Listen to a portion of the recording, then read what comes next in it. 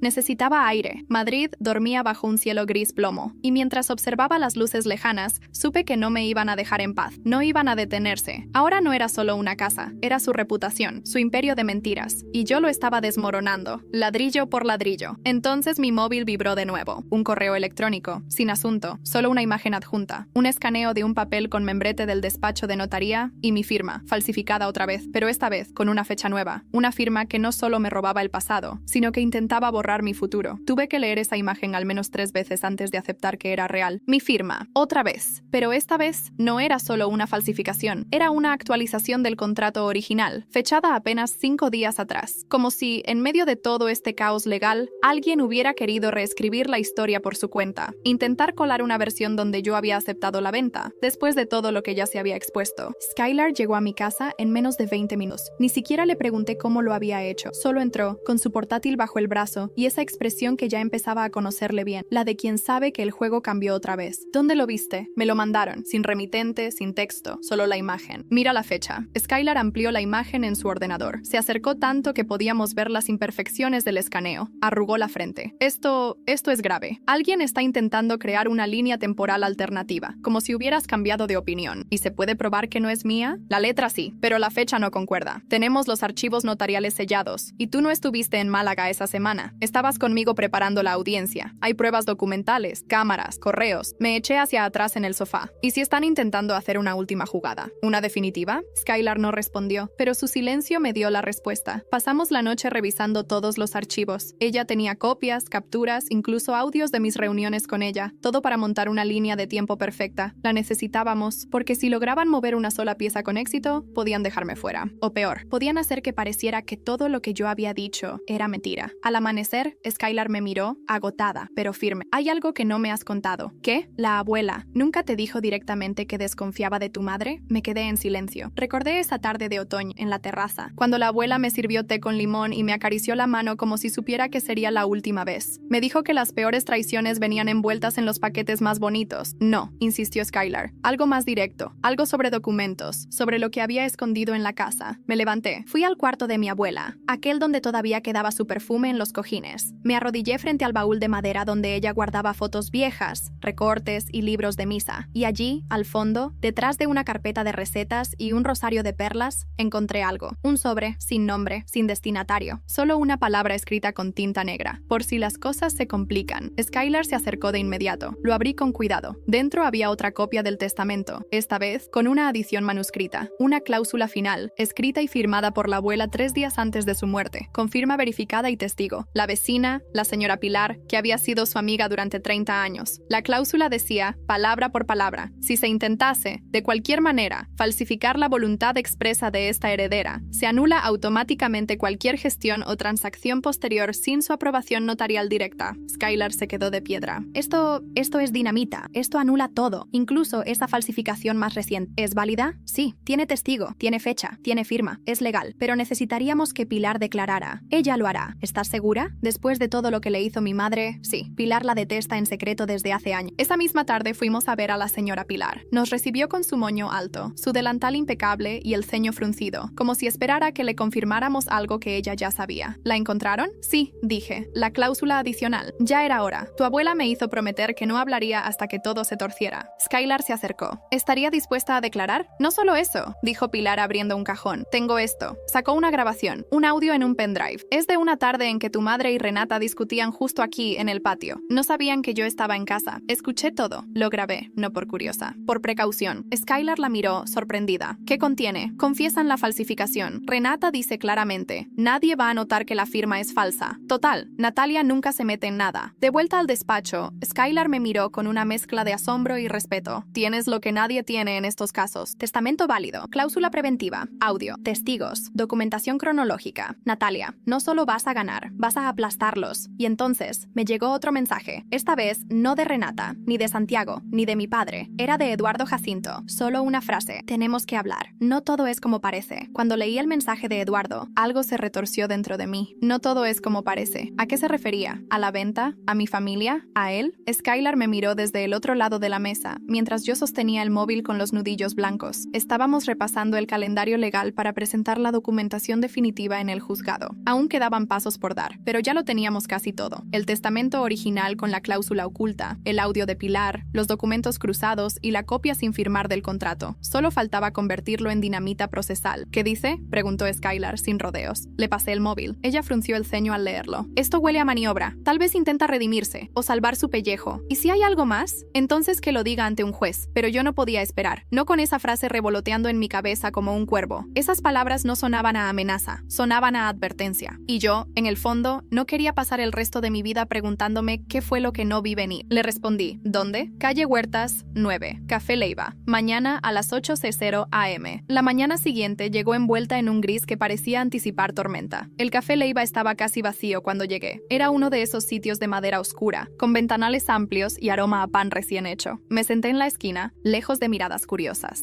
Eduardo llegó con 10 minutos de retraso, sin traje, sin corbata, solo un abrigo gris y la expresión de alguien que ha dormido poco y mal. Gracias por venir, dijo sentándose frente a mí. Habla, suspiró, entrelazando los dedos sobre la mesa. No fui sincero del todo, ni contigo ni con Skylar. No al principio, lo sé, pero hay algo que no te conté, porque tenía miedo de que me arrastrara contigo, pero creo que tú mereces saberlo. Lo miré con dureza. ¿Qué hiciste? Tu madre no me ofreció solo la casa, me ofreció sociedad. Fruncí el ceño. ¿Sociedad? Sí, una inversión conjunta. Supuestamente iba a poner en marcha un pequeño proyecto inmobiliario, revalorizando propiedades heredadas, modernizándolas y revendiendo. Iba a usar tu casa como la primera operación de prueba. Me juró que tú estabas al tanto, que habías firmado todo, que incluso habías estado de acuerdo en que no se te involucrara públicamente, para evitar conflictos internos. ¿Y te lo creíste? Tenía documentos, firmas, testigos, todo parecía legal. ¿Y nunca pensaste en llamarme directamente? Lo intenté. El número que me dieron estaba desactivado. Tragué saliva. Mi madre había hecho eso. Usar un número antiguo mío. Aisló la mentira desde todos los flancos. ¿Por qué me contactas ahora? Porque alguien me envió esto. Me deslizó una hoja doblada. La abrí. Era una notificación de denuncia. A su nombre, por fraude contractual y falsificación de documentos. ¿Quién la presentó? Renata. Dice que yo falsifiqué la firma sin que ellos lo supieran. Me están echando la culpa de todo. Cerré los ojos un segundo. Era clásico. Ahora que todo se venía abajo, empezaban a buscar a quién lanzar por la borda. ¿Y tú qué quieres de mí? Tu testimonio. Que digas que yo no estuve involucrado directamente en la falsificación, que tú sabes que todo fue idea de tu familia. ¿Y qué recibo a cambio? Tengo los correos, las transferencias, la propuesta de sociedad, con nombres, montos y fechas. Si los entrego, te daré la última pieza que necesitas. Lo miré fijamente. Había dolor en su voz, pero también miedo. Te traicionaron, Eduardo. Bienvenido al club. Entonces, trato hecho. Pero lo harás públicamente. ¿Qué? Quiero que lo declares en la audiencia. Que mi madre te involucró. Que tú fuiste manipulado. Que ella falsificó mi firma. Que todo fue una maniobra para ganar dinero con mi herencia. Se mordió el labio inferior. Si lo hago, me entierran en mi sector. Si no lo haces, te entierran igual. Pero sin dignidad. Skylar no lo podía creer cuando le conté. ¿Va a declarar?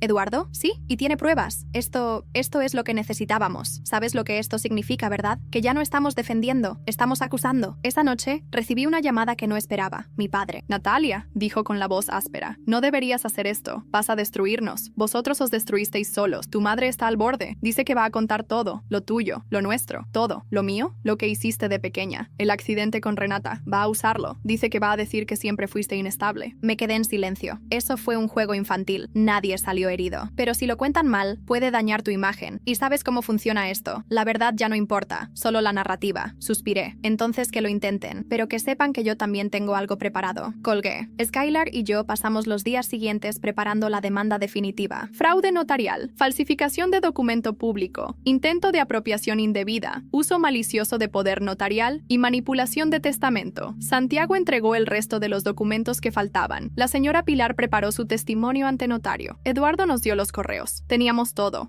menos una cosa. Y entonces, justo cuando parecía que la tormenta empezaba a amainar, recibí una llamada urgente de Skylar. Tienes que venir. Ahora, ¿qué pasa? Tu madre se ha adelantado. Ha convocado una rueda de prensa. ¿Qué? Va a contar su versión. Y va a mostrar un vídeo. ¿Qué vídeo? Skylar dudó. Un vídeo tuyo, de hace años, de cuando eras adolescente. ¿Y qué muestra? No lo sé, pero según lo que dice el comunicado, va a demostrar que Natalia no está en condiciones mentales para tomar decisiones legales claras. Me quedé en silencio. Mi madre iba a usar mi pasado para intentar borrarme del presente. Cuando llegué al despacho de Skylar, ya tenía 3 pantallas encendidas. En una, el canal 24 horas. En otra, el portal de noticias de La Voz de Madrid. En la tercera, su correo profesional, que no dejaba de recibir notificaciones. Está ocurriendo ahora mismo, dijo sin siquiera mirarme, en un hotel del centro. Convocaron a la prensa. Algunos medios digitales ya están transmitiendo en directo. ¿Y qué está mostrando? Skylar bajó el volumen del televisor. En la pantalla, mi madre, impecable como siempre, rodeada de micrófono, con Renata sentada a su izquierda y un abogado desconocido a la derecha. El mismo aire teatral de siempre. La reina del control emocional. Dice que quiere defender la memoria de su madre y proteger el honor de la familia frente a un ataque injustificado por parte de una hija con antecedentes de inestabilidad. Me tragué la rabia. ¿Ya mostró el vídeo? Está a punto. Pulsó play. La sala del hotel se silenció mientras las luces se atenuaban y un proyector comenzaba a emitir en la pared. En la grabación aparecía yo, con unos 14 años, mi cara enrojecida, mi voz quebrada, llorando. Se me veía lanzando un libro contra la pared de mi habitación y gritando algo que no se oía con claridad. Corte. Otra escena. Yo encerrada en el baño, gritando. Corte. Una imagen borrosa donde Renata finge llorar mientras le muestra a mi madre un rasguño en el brazo. Eso fue, dije sin aliento. Fue después de que Renata me encerró en la habitación y me dijo que mi abuela se había muerto. Fue una broma. Una maldita broma cruel. Yo creí que era verdad. Skylar asintió, sin despegar los ojos de la pantalla. Y nunca se lo contaste a nadie, porque ella me amenazó. Me dijo que si hablaba, nadie me iba a creer, que haría que pareciera que estaba loca. La imagen cambió. Mi madre tomaba la palabra. Lo que acabamos de ver es solo una muestra de los episodios emocionales que mi hija ha tenido desde la adolescencia. Siempre la protegimos, pero ahora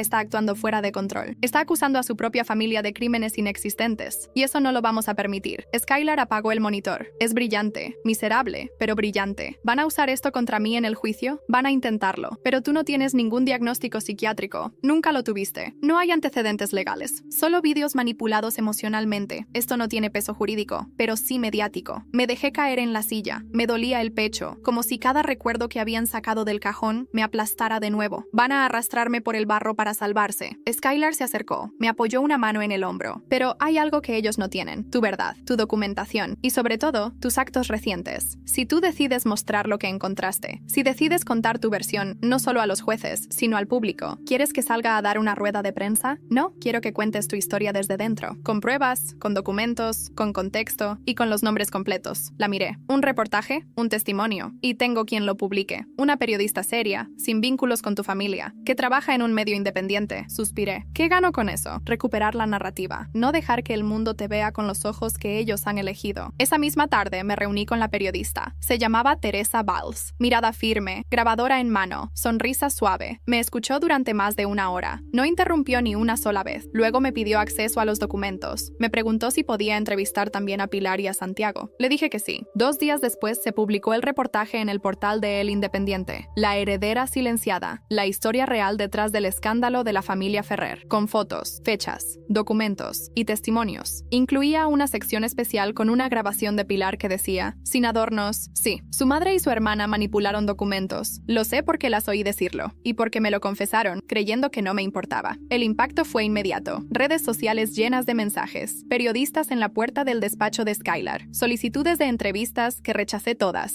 Pero entonces, algo inesperado. Una llamada del juzgado. La jueza adelantaba la audiencia, por la presión mediática y la gravedad de las pruebas emergentes. El día del juicio se convirtió en un espectáculo. La familia llegó como si fueran a una ópera. Mi madre vestida de negro, como si el mundo le debiera algo. Renata con gafas oscuras. Mi padre detrás, siempre detrás. Yo entré sola. Pero cuando me senté en la primera fila, vi a Pilar, vi a Santiago y vi a Eduardo. Habían venido. Skylar me dio una mirada firme. Estás a punto de hacer historia. Y entonces, la jueza tomó la palabra. Vamos a escuchar primero el testimonio de la testigo propuesta por la defensa. Pilar Calvo. Pilar se levantó. Caminó despacio, pero segura. Y cuando abrió la boca, su voz era como el hierro fundido. Todo esto empezó cuando una abuela decidió proteger a su nieta de su propia sangre. Lo que no sabía era que su familia haría todo para romper ese escudo. Cuando Pilar terminó, la jueza pidió un receso de 1 hora antes de continuar con el siguiente testigo. Salí a respirar. Eduardo me alcanzó afuera. Gracias por no hundirme con ellos, me dijo. Lo miré y por primera vez, sin rencor. Gracias por no mentirme más. Él sacó su móvil, me mostró un correo reciente. Renata me envió esto esta mañana. Me pedía que no viniera, que si hablaba, arruinaría todo. Leí el asunto del correo. Última oportunidad. Levanté la mirada. ¿La tuya o la mía? Eduardo sonrió, pero sin alegría. De todos. Y justo cuando íbamos a volver a entrar, un periodista se acercó corriendo. Señorita Ferrer, ¿sabía usted que su madre ha sido citada a declarar por un juzgado penal adicional? ¿Qué? Una nueva denuncia ha sido admitida. Anónima. Sobre ocultación de bienes y manipulación de testamento. Lo miré, sin entender. ¿Quién presentó esa denuncia? Él se encogió de hombros. Solo dice familiar directo, pero no especifica más. Me quedé helada. Solo podía ser una persona. Y eso significaba que, por fin, uno de ellos había decidido hundirse con ella. No sé cómo entré de nuevo en la sala del juzgado. Solo recuerdo que las palabras del periodista aún me zumbaban en la cabeza. Familiar directo. No podía ser mi padre. No tenía valor ni voz. Tampoco Renata. Jamás se traicionaría a sí misma. Y entonces lo supe. Santiago. Había cruzado la línea. El que siempre había jugado a ser espectador silencioso, al fin había elegido un bando. Y no era el suyo. Me senté en el banco frente a la jueza, justo cuando Pilar regresaba a su asiento. La tensión se podía cortar con un cuchillo. Skylar me tocó levemente el brazo, pero no dijo nada. No hacía falta. Sabía lo que venía. Llamamos a declarar a Eduardo Jacinto, anunció la jueza. El murmullo en la sala se apagó. Eduardo se levantó con paso firme. Nada quedaba del hombre nervioso del principio, ni de la sonrisa encantadora que usaba como escudo. Lo que vi en él era claridad, y eso, en medio de tanta manipulación, era casi revolucionario. Se juramentó ante la jueza y se sentó. Skylar tomó la palabra. Señor Jacinto, ¿puede contarle al tribunal cómo fue contactado para la compraventa de la propiedad ubicada en Palma del Río 14? Fui contactado por la señora Marta Ferrer, dijo, sin rodeos. Me ofreció una propiedad familiar, argumentando que era una venta interna, autorizada por todos los herederos. Me enseñó documentos con la firma de Natalia Ferrer, su hija, que aparentemente demostraban que ella estaba de acuerdo. ¿Y creyó en esa firma? Al principio sí, todo parecía en regla. Me entregaron una copia firmada, con poder notarial adjunto. No había razón para sospechar, pero cuando Natalia me confrontó y vi las pruebas que tenía, comprendí que me habían manipulado a mí también. ¿Recibió usted alguna oferta adicional? Eduardo asintió. Me ofrecieron participar en una sociedad familiar de inversión. Renata Ferrer me entregó una propuesta firmada. Incluía otras propiedades y un plan de remodelación con intención de reventa. La casa de Natalia era solo la primera operación. La jueza interrumpió. ¿Está diciendo que usted fue inducido a comprar sabiendo que la propiedad podía no estar en venta legalmente? No, me engañaron. Y cuando intenté salir, me amenazaron con culparme a mí de todo. ¿Tiene pruebas de esto? Sí, correos, transferencias y una grabación de audio donde Renata me dice, textualmente, que si Natalia no se da cuenta, nadie sale herido. La jueza asintió sin expresión. Su bolígrafo seguía deslizándose sobre el papel. Lenta, firme, Renata se removió en su asiento. Su rostro era una máscara, pero sus manos temblaban. Skylar dio un paso atrás atrás. Gracias, señor Jacinto. Pero la jueza levantó la mirada. Tengo una pregunta más, señor Jacinto. ¿Conoce usted al denunciante de la causa penal admitida esta mañana? ¿Sí? Me pidió que entregara la prueba definitiva al juzgado si él no lo hacía en 24 horas. ¿Y qué prueba es esa? Eduardo abrió su carpeta. Una copia escaneada del diario personal de la señora Marta Ferrer. Páginas completas donde detalla el plan para mover las propiedades sin intervención de la nieta. Anota fechas, nombres, incluso reuniones con el despacho notarial. El silencio fue absoluto. Mi madre se levantó de golpe. Eso es mentira. La jueza la fulminó con la mirada. Señora Ferrer, si vuelve a interrumpir esta sesión, la retiraré de la sala. Mi madre se desplomó en su asiento, casi sin aire. Renata giró la cabeza hacia Santiago. Lo miró con odio puro, y él, por primera vez, la sostuvo. Fuiste demasiado lejos, le dijo él, en voz apenas audible. Renata se levantó, abandonó la sala. Mi madre bajó la cabeza. La corona se le cayó del todo en ese instante. El resto del juicio fue casi administrativo. Skylar entregó los documentos finales. Pilar testificó por segunda vez, esta vez confirmando el contenido del diario de mi madre, al que también había tenido acceso durante una visita antigua, y al final, la jueza habló. Después de revisar todas las pruebas, testimonios y documentos notariales presentados, este tribunal concluye que la venta de la propiedad ubicada en Palma del Río 14 fue ejecutada mediante falsificación documental, se anula de forma inmediata y se restituye a su única heredera legal, Natalia Ferrer. Asimismo, se remite el caso al juzgado penal correspondiente para determinar las responsabilidades penales de los implicados. Cerró la carpeta. Yo no me moví. Sentí que una parte de mí había esperado ese momento durante toda mi vida, pero otra parte aún no podía creer que había terminado. Skylar me miró, asintió. Lo conseguiste. Lo conseguimos. Esa noche regresé a casa. La casa, la de verdad. Me quité los zapatos en la entrada. Toqué las paredes. El marco de la puerta donde aún estaban las marcas de altura de cuando era niña. En la cocina herví agua. Preparé té, con limón, como hacía la abuela. Y salí al jardín, al muro con el ladrillo flojo. Me senté frente a él, respirando hondo, tocando la tierra, dejando que el silencio me envolviera. No lloré, ya no. Solo cerré los ojos. Y me permití quedarme quieta, por primera vez en años. Pero a la mañana siguiente, recibí una carta certificada, del juzgado. Una notificación para asistir a una nueva audiencia. Esta vez, como testigo clave en una investigación por ocultación de bienes y fraude testamentario. Acusados: Marta Ferrer y Renata Ferrer. Y justo al final del documento, una nota adicional. El denunciante ha solicitado permanecer en el anonimato de cara al público, pero en el expediente consta como Santiago Ferrer. Leí el nombre de Santiago al final del documento al menos 3 veces, no por duda, sino por el vértigo que me provocaba la realidad. Había cruzado la línea, oficialmente, y sin retorno. Mi hermano había sido muchas cosas en mi vida: indiferente, ausente, irónico, pasivo, pero nunca valiente. Hasta ahora. Skylar revisó el documento en su despacho sin emitir juicio. No sabía que tenía esto dentro, dijo, con la voz medida. Nadie lo vio venir. Yo menos que nadie, reconocí, aún con el papel en la mano. Va a declarar contra tu madre, ¿lo entiendes? No solo colaborará, será testigo central de la causa penal. Esto ya no es una disputa por una casa, es un caso de fraude familiar de largo recorrido, y va a salpicar a todos. Me quedé callada, porque algo dentro de mí ya no podía celebrarlo. Había justicia, sí, había reparación, pero también una sensación extraña de pérdida, como si cada pedazo de victoria tuviera bordes afilados. La audiencia penal fue citada una semana después. Esta vez no se trataba de recuperar algo, sino de exponerlo todo. Renata no se presentó. La policía confirmó que había salido de España con destino a Lisboa 2 días antes. Nadie sabía su paradero actual. Había desaparecido o se estaba escondiendo. Las autoridades ya habían emitido una orden de localización por obstrucción de la justicia. Mi madre sí acudió, pero ya no era la mujer de traje y maquillaje perfecto. Era otra, más delgada, ojerosa, silenciosa. Sus abogados la escoltaban como si supieran que iban al matadero. El juicio fue abierto al público. Las cámaras no estaban permitidas dentro, pero fuera del juzgado los periodistas esperaban como buitres. Entré en la sala con una carpeta negra. Dentro, las últimas copias del diario de mi abuela, el testamento original y la carta que me había dejado con la llave escondida en el jardín. No porque fuesen necesarias, sino porque quería que estuvieran ahí. Presenciando el final, Santiago fue el primero en declarar. Se levantó con un aplomo que no le conocía, ni una gota de sarcasmo, ni una sonrisa defensiva. Habló con voz grave, cada palabra bien medida, cada pausa cargada de memoria. Yo sabía lo que estaban haciendo. No participé directamente, no falsifiqué nada, pero fui cómplice por silencio, y hoy estoy aquí para romperlo. ¿Qué le impulsó a denunciar a su propia madre?, preguntó la jueza. Santiago tragó saliva. El momento en que escuché a mi hermana decir que no tenía miedo, que no les debía nada, me di cuenta de que yo sí les debía algo a ellas dos, a mi abuela y a Natalia, verdad y vergüenza. Mi madre bajó la cabeza. No la volvió a levantar en toda la audiencia. Después declaré yo. Conté todo, desde la promesa de la abuela cuando tenía 12 años, hasta la llave, el ladrillo, los papeles escondidos, los contratos falsificados, cada detalle como una piedra sobre la tumba del silencio. silencio. La jueza me miraba con atención, pero sin juicio. Tomaba nota, pausadamente, como si no quisiera olvidar ni una palabra. ¿Tiene algo más que añadir, señorita Ferrer? Saqué la carta original de mi abuela. Solo esto. Es lo último que me dejó, y es lo único que me bastó para no rendirme. La jueza leyó el párrafo final en voz alta. Si estás leyendo esto, es porque hicieron exactamente lo que temía. Pero no te preocupes. Te dejé algo que ellos no saben que existe, algo que te va a ayudar a contraatacar. Silencio absoluto. Eduardo también testificó, con la misma calma con la que había confesado su parte. No se hizo la víctima, pero tampoco se dejó pisar. Entregó los correos, los contratos de inversión y declaró cómo Renata lo había manipulado emocionalmente. Los abogados de mi madre intentaron deslegitimarlo, fracasaron. Intentaron insinuar que Pilar estaba senil, fracasaron. Intentaron presentar un informe psicológico sobre mí. Lo desestimaron por falta de validez clínica. Todo se les escapaba de las manos. Finalmente, fue el turno de mi madre. No habló, no lloró, solo pidió permiso para no responder preguntas. La jueza se lo concedió. La acusada tiene derecho a guardar silencio, pero en ese silencio había una derrota que nunca creí posible en ella. Marta Ferrer, la mujer que había construido un imperio familiar sobre el miedo y la imagen, se derrumbaba, no por gritos, sino por verdades. Una semana después, se dictó la sentencia provisional. Marta Ferrer, acusada formalmente por tentativa de estafa, falsificación de documento público, manipulación testamentaria y obstrucción a la justicia. Renata Ferrer, en busca y captura internacional. Su ausencia será tratada como reconocimiento implícito de los cargos hasta que se presente. Santiago Ferrer, colaborador clave, eximido de cargos por cooperación activa y testimonio. Natalia Ferrer, heredera legal reconocida, sin antecedentes ni causas pendientes. El día que salí del juzgado con la resolución en la mano, el sol caía fuerte sobre Madrid. Casi me dolió en la cara. Era el mismo cielo bajo el que años atrás había corrido por el jardín de la abuela, sin saber que crecer en esa familia sería una guerra. No lloré, pero sonreí, y en ese momento supe que había terminado, o eso creía, porque esa noche, al volver a casa, encontré un sobre bajo la puerta, sin remitente. Dentro, una sola hoja, una foto impresa, Renata, en Lisboa, sentada en una terraza, sonriendo, y detrás una nota escrita con tinta roja. No has terminado conmigo. La foto de Renata me quemaba las manos. Lisboa. Ella, sentada en una terraza como si nada. El cabello recogido, gafas de sol, un vestido claro. Parecía una turista más, pero esa sonrisa no era casual. Era un mensaje, y la frase detrás, no has terminado conmigo. Me quedé de pie frente a la puerta con el sobre abierto, sin moverme. Durante semanas había creído que, al fin, había ganado, que todo había terminado, pero ahí estaba, como una sombra proyectada por todo lo que habíamos vivido, la certeza de que algunas personas no se rinden ni cuando ya han perdido. Llamé a Skylar de inmediato. Ella llegó a casa en menos de una hora. ¿Cómo llegó esto aquí?, preguntó, inspeccionando el sobre. No lo sé. No hay huellas. Nada en la cámara del portero. Es como si alguien lo hubiera dejado a propósito, sabiendo cómo hacerlo sin ser visto. Skylar se sentó en la mesa del comedor. Apoyó la foto con cuidado. Esto no cambia nada legalmente. Ella sigue siendo prófuga. No puede regresar sin exponerse a ser arrestada, pero puede seguir atacando, desde lejos. Skylar asintió. Lo intentará. Gente como ella no sabe perder. Esa noche, no dormí. Recorrí cada habitación de la casa. Toqué los muebles, los marcos de fotos, los libros antiguos de mi abuela. Todo estaba en su lugar, pero había una sensación distinta en el aire, como si algo o alguien aún intentara colarse en mi vida desde una grieta. Pensé en lo que había hecho, en todo lo que había dicho, en lo que había perdido y en lo que había ganado. 2 semanas después, la jueza emitió la resolución definitiva del caso. Fue pública, fue firme y fue devastadora. Marta Ferrer fue condenada a 4 años de prisión por fraude, falsificación y obstrucción. El juez, en su dictamen, señaló explícitamente el patrón de manipulación sistemática ejercido por ella dentro del núcleo familiar. Renata Ferrer, aún prófuga, fue declarada en rebeldía. Se emitió una orden internacional de detención. Todos sus bienes fueron embargados. Su cuenta bancaria en Suiza, bloqueada por orden judicial. Santiago Ferrer recibió el beneficio de colaborador judicial. Su testimonio fue considerado clave. Renunció formalmente a cualquier derecho hereditario sobre la casa. Me pidió hacerlo por escrito. No quiero ni una baldosa, Natalia, me dijo en un café, una semana después. Solo quiero dormir tranquilo y saber que hice algo decente por una vez. Lo creí y le agradecí. Mi padre desapareció de la esfera pública. Se fue a vivir a Valencia con un primo lejano. Me mandó una carta. No pedía perdón, solo decía, no supe cómo detenerlas y no supe cómo ayudarte. No contesté. Algunos errores no necesitan respuesta. Skylar cerró su participación en el caso con una última cita en su despacho. Me entregó un sobre con copias selladas de toda la documentación y una frase que nunca olvidaré. Ganaste algo que muchos nunca logran, la verdad, no solo en papel, en la conciencia de todos los que te escucharon. ¿Y eso basta? Ella sonrió. No, pero es un comienzo. El día en que finalmente decidí quedarme a dormir en la casa, sin miedo, me preparé una taza de té y salí al jardín. Me senté bajo el naranjo naranjo que la abuela había plantado hacía décadas. Tenía la carta en el regazo y una libreta nueva entre las manos. Comencé a escribir. Esta es la historia de cómo me quitaron todo y de cómo volví a ganarlo sin convertirme en una de ellos. Escribí durante horas y al final, justo antes de cerrar la libreta, dejé una página en blanco, por si alguna vez alguien más necesita llenarla. Natalia Ferrer volvió a vivir en la casa de su abuela. Publicó un libro autobiográfico basado en su historia. Fue invitada a múltiples charlas sobre derechos de herencia y violencia emocional dentro de estructuras familiares. Nunca volvió a hablar con su madre ni con Renata. Perdió una familia, pero ganó una vida. Marta Ferrer cumple condena en una prisión de mujeres en Ávila. Pidió reducción de pena por salud mental, pero fue rechazada. Recibe visitas esporádicas de una amiga de la infancia. Aún niega haber hecho nada malo. Renata Ferrer sigue prófuga. La Interpol actualiza su ficha cada 6 meses. Ha sido vista en Lisboa, Praga y Argentina, pero nunca ha sido capturada. Se rumorea que vive con una identidad falsa. Santiago Ferrer volvió a estudiar, hizo terapia, se mudó a San Sebastián, donde trabaja como mediador en conflictos familiares. Cambió su apellido profesional. Dice que quiere cortar con todo lo anterior. A veces llama, a veces escribe. Eduardo Jacinto abandonó el mundo inmobiliario. Escribió un artículo titulado ¿Cómo una familia puede arruinar una inversión? Vive en Toledo y da clases de ética empresarial en una universidad privada. Skylar Martínez abrió su propio bufete especializado en casos de herencia. Dice que el de Natalia fue su caso más limpio y el más sucio al mismo tiempo. A veces bromea diciendo que va a escribir un libro, pero aún no lo hace. Pilar Calvo sigue viviendo en su casa de toda la vida. Cada Navidad recibe una cesta de frutas de parte de Natalia. En la etiqueta siempre hay una frase escrita a mano. Gracias por no tener miedo. El jardín de la abuela floreció como nunca antes. Y yo también.